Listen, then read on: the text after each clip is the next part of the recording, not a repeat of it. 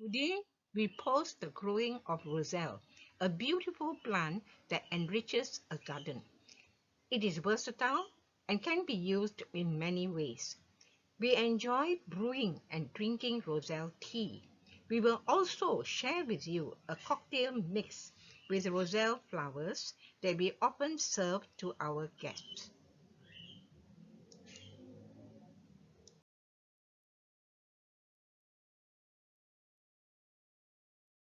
This video shows the propagation of Roselle by stem cutting. All you need to do, go to market, buy a whole bunch of cuttings that are sold by the vegetable stall. Bring them home, cut them into pieces 4 to 6 inches long.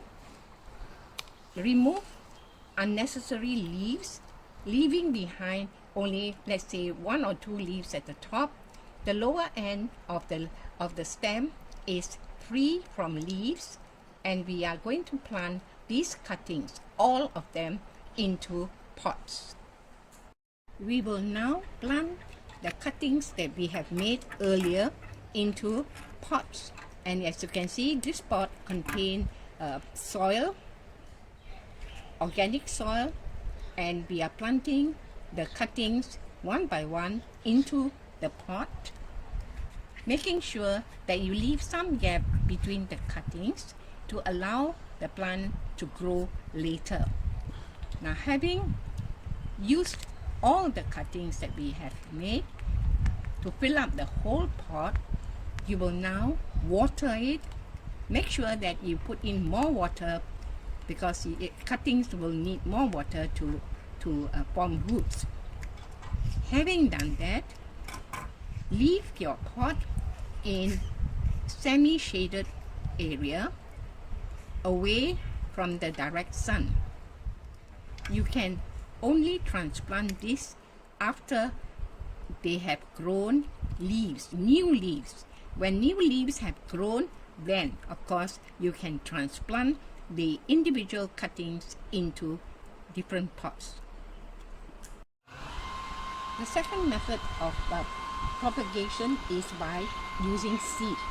What I did was, at the same time that I bought the cuttings, I also bought some Roselle fruits. And as you can see, it is red in color, and it has got petals and sepals.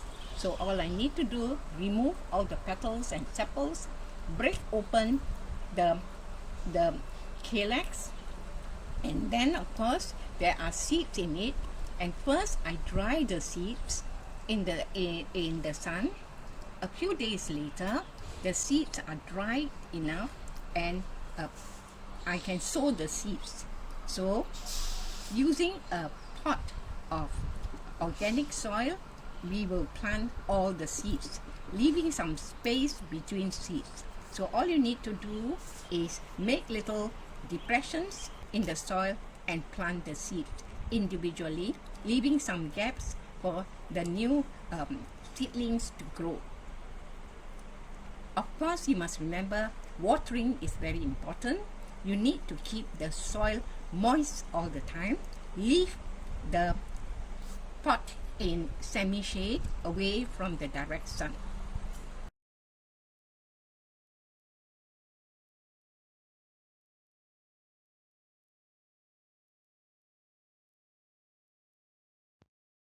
We have come to the end of this publication. As usual, it is our pleasure to share our experience in gardening. In the Planting Good series, we hope to reach out to friends of the garden of all ages. Hence, there are other topics, for example, dish garden, terrariums, and gardening art. If you find this posting useful, you may want to subscribe to our channel. Thank you.